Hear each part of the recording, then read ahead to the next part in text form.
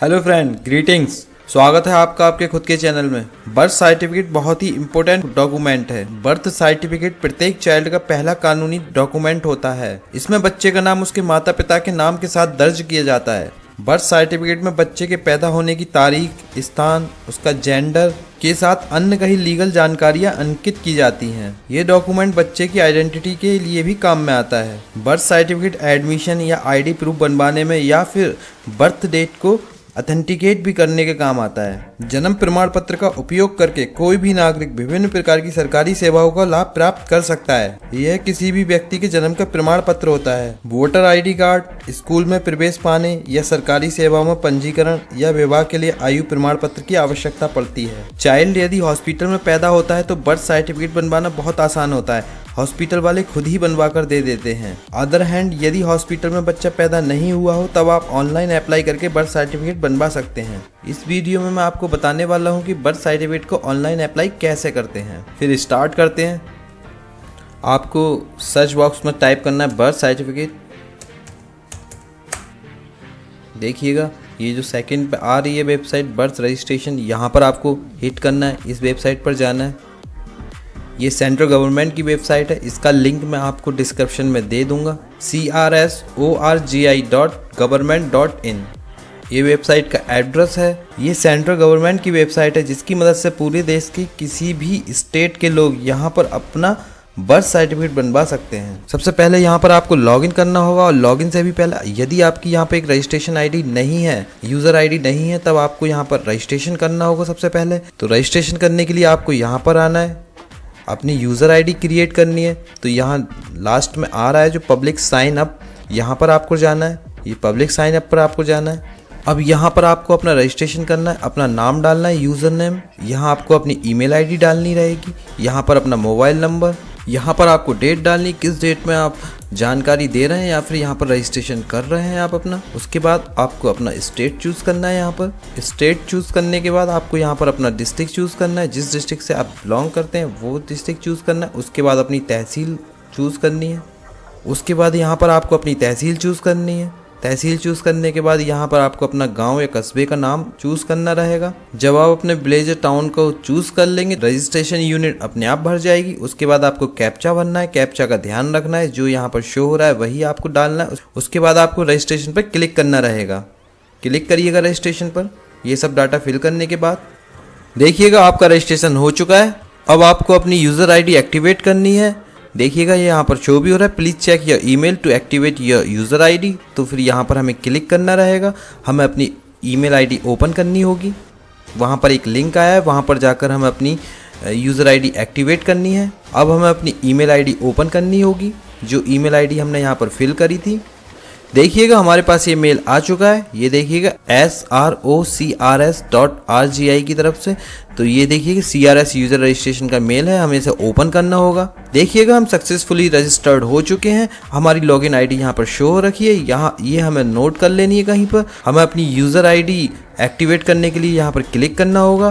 तो देखिएगा जो लिखा आ रहा है क्लिक हियर, यहाँ पर आपको क्लिक करना होगा। क्लिक करिएगा आप। उसके बाद ये पेज शो होगा। तो यहाँ पर अपनी यूज़र आईडी डालिएगा, जो आपके मेल पर आई हुई है वो यहाँ पर फिल करिएगा। अब यहाँ पर आपको अपना पासवर्ड क्रिएट करना है। तो यहाँ पर अपना पासवर्ड सेट करिएगा। पासवर्ड सेट करते टाइम आपको ध्यान रखना है कि आपके पासवर्ड में अल्फा न्यूमेरिक और एक स्पेशल कैरेक्टर होना चाहिए। यदि आपका नाम जैसे संजीव है तो आप लिखिएगा संजीव @123। ये आपका पासवर्ड बिल्कुल अच्छा रहेगा।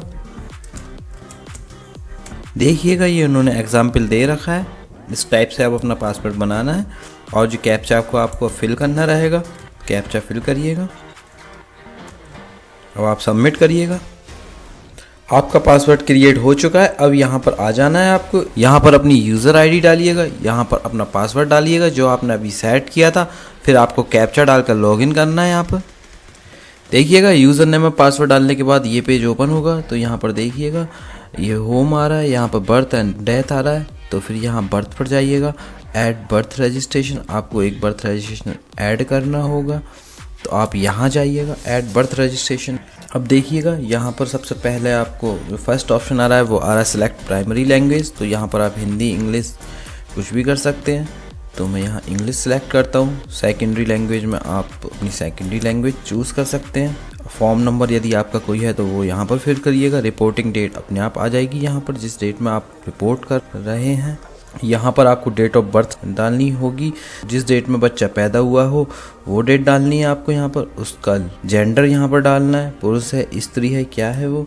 फिर यहाँ पर उसका नाम डालना है, पहला नाम। यदि बच्चे का नाम रखा जा चुका है तो आप यहाँ पर नाम डालेंगे उसका, और यदि नहीं रखा है अभी तक नाम तो इसे खाली भी छोड़ सकते हैं आप, बट उसे फिर बाद में आपको फिल कराना होगा। बाद में फिर आपको जन्म प्रमाण पत्र में नाम डलवाना रहेगा, सही रहेगा। यदि आप अभी से नाम डाल दें बाद में कोई परेशानी नहीं आएगी। तो आपको यहाँ पर सरनेम डालना है, EID नंबर डालना है, खाली भी छोड़ सकते हैं।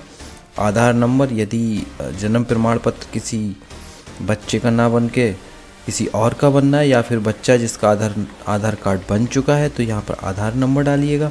उसके बाद आपको यहाँ पर जन्म स्थान चूज़ करना होगा जहाँ पर बच्चा पैदा हुआ है। हाउस, घर में हुआ है, घर चूज़ करिएगा। यहाँ पर पता आपको फिल करना है, बिल्डिंग का नाम, बिल्डिंग संख्या और नाम, यहाँ हाउस नंबर लिखना है आपको। यहाँ यदि आपकी कोई गली या स्ट्रीट है तो वो डालनी है यहाँ पर। आपकी लोकेलिटी क्या है, आपका कौन सा पोस्ट ऑफिस लगता है वो यहाँ पर फिल करना है। ऑटो फिल होकर आ रहा है, यहाँ पर आपको अपना पिन नंबर डालना है। अब आपको फादर की इन्फॉर्मेशन भरनी है। यहाँ पर फादर का फर्स्ट नाम, यहाँ पर लास्ट नेम, आधार नंबर डालना है फादर का, ईमेल आईडी फिल करनी है। उसके बाद मोबाइल नंबर डालना है फादर की डिटेल में। उसके बाद माता की डिटेल भरनी है आपको, तो माता का फर्स्ट नेम एंड उनका लास्ट नेम, उनका आधार नंबर, यदि आधार नंबर है तो वो यहाँ पर फिल करिएगा। यदि माता की ईमेल आईडी है तो वो भी आप दे सकते हैं, मोबाइल नंबर दे सकते हैं। अब ये ऑप्शन है, यहाँ पर पूछा है बच्चे के जन्म के समय माता पिता का पता, तो इंडिया में है तो फिर भरिएगा। अगर आउटसाइड इंडिया है तो वो वहाँ का पता भरा जाएगा यहाँ पर, बट इंडिया में है तो इन इंडिया करिएगा। बिल्डिंग का नाम, हाउस नंबर, स्ट्रीट नंबर या फिर लैंड का स्ट्रीट का नाम, लोकेलिटी, पोस्ट ऑफिस, आपका कौन सा मोहल्ला है, कौन सा ब्लॉक है या फिर कौन सी तहसील है वो यहाँ पर फिल करिएगा आप सब कुछ। अपना पोस्ट ऑफिस यहाँ पर फिल करना रहेगा आपको। उसके बाद पिन चूज़ करना है, यहाँ पर पिन डालना है आपको। नीचे आइएगा, यदि आपका स्थायी पता और ये जो प्रेजेंट एड्रेस आप लिखा है यहाँ पर, अगर यही आपका स्थायी परमानेंट एड्रेस है तो फिर यहाँ पर चेक बॉक्स में चेक कर दीजिएगा। और यदि नहीं है, दोनों अलग अलग हैं, तब आपको यहाँ पर अपना स्थायी पता देना पड़ेगा। जैसे कि यदि आप दिल्ली में रहते हैं बट आप बिहार के रहने वाले हैं प्रॉपर, तब यहाँ पर आपने अगर दिल्ली का पता दिया हुआ है तो स्थायी पता आपका बिहार का हुआ तो यहाँ पर बिहार का एड्रेस भर सकते हैं आप। और यदि ये प्रेजेंट एड्रेस ही आपका परमानेंट एड्रेस है तो यहाँ पर टिक कर दीजिएगा। उसके बाद नीचे आना है, आपको सूचना दाता का इन्फॉर्मेशन देनी है जिसने सूचना दी हुई है। यदि बच्चे के पिता या माता या अन्य किसी घर वाले ने यहाँ पर सूचना दी होगी तो यहाँ पर टिक कर दीजिएगा। यदि किसी अन्य व्यक्ति ने सूचना दी है तो यहाँ पर उसका पता और उसका एड्रेस वगैरह लिखा जाएगा यहाँ पर। उसके बाद सेव करिएगा ये सब इन्फॉर्मेशन फिल करने के बाद। देखिएगा अब आपको स्टैटिकल इन्फॉर्मेशन फिल करनी होगी, तो उसके लिए माँ की डिटेल्स फिल करनी होगी। तो ये देखिएगा टाउन या विलेज एक सिलेक्ट करना है। यदि माता टाउन से बिलोंग करती है तो टाउन, वरना विलेज। उसके बाद टाउन या विलेज का नाम। उसके बाद आपको सेकंड ऑप्शन पे आना है, ये फादर एंड मदर इन्फॉर्मेशन, माता और पिता की दोनों की सूचना है यहाँ पर। तो इनका जो धर्म है वो देखिएगा आप, वो चूज़ करना है आपको। हिंदू है तो हिंदू। पिता का शिक्षा का स्तर, मतलब कितने पढ़े लिखे हैं आप। और फिर उसका व्यवसाय, तो पिता का ऑक्यूपेशन क्या है, पिता क्या करते हैं वो सिलेक्ट करना है यहाँ पर। उसके बाद माता का एजुकेशन लेवल, माता कितनी पढ़ी लिखी है वो यहाँ पर चूज़ करना है। उसके बाद माता क्या करती हैं, इनमें से कुछ काम करती है तो वो चूज़ करना है। यदि हाउस वाइफ में तो ये चूज़ करना है गृहिणी। उसके बाद अन्य सूचना पर आ जाना आप। शादी के समय जो माँ की उम्र होगी वो यहाँ फिर करनी है। बच्चे के जन्म के समय माँ की क्या उम्र थी वो यहाँ पर लिखनी है। इस बॉक्स में आपको लिखना है अब तक इस बच्चे सहित माँ को जिंदा हुए बच्चों की संख्या, अब तक जितने बच्चे हैं वो लिखने हैं यहाँ पर। इस ऑप्शन में आपको चूज़ करना है कि बच्चा कैसे पैदा हुआ है। अगर डॉक्टर, नर्स या प्रशिक्षित मिडवाइफ द्वारा हुआ है तो ये चूज़ करेंगे। घर पर हुआ है तो आप ये चूज़ करेंगे। यहाँ आपको डिलीवरी मेथड में चूज़ करना है नॉर्मल। जन्म के समय बच्चे का क्या वेट था वो यहाँ पर आपको फिल करना रहेगा। यहाँ आपको प्रेगनेंसी वीक्स फिल करना है। यहाँ पर आपको अपने बच्चे के पिता या माँ का कोई एक आईडी प्रूफ यहाँ पर अपलोड करना होगा। और यदि आप कुछ टिप्पणी करना या रिमार्क करना चाहते तो वो यहाँ पर लिखिएगा। उसके बाद सेव करिएगा। आप यहाँ माँ या पिता की कोई एक आईडी प्रूफ यहाँ पर आपको अपलोड करनी होगी। उसके बाद सेव करिएगा। आप देखिएगा अब ये फॉर्म शो हो रहा है, तो यहाँ पर अपनी सारी इन्फॉर्मेशन, अपनी डिटेल्स चेक करिएगा। अगर सब कुछ ठीक ठाक है यहाँ पर सब कुछ जो आपने फिल किया हुआ है तो आप इसे सबमिट करिएगा। देखिएगा अब आपका ये रेफरेंस नंबर आ चुका है। इसे आप कहीं एक दूसरी जगह भी नोट कर सकते हैं।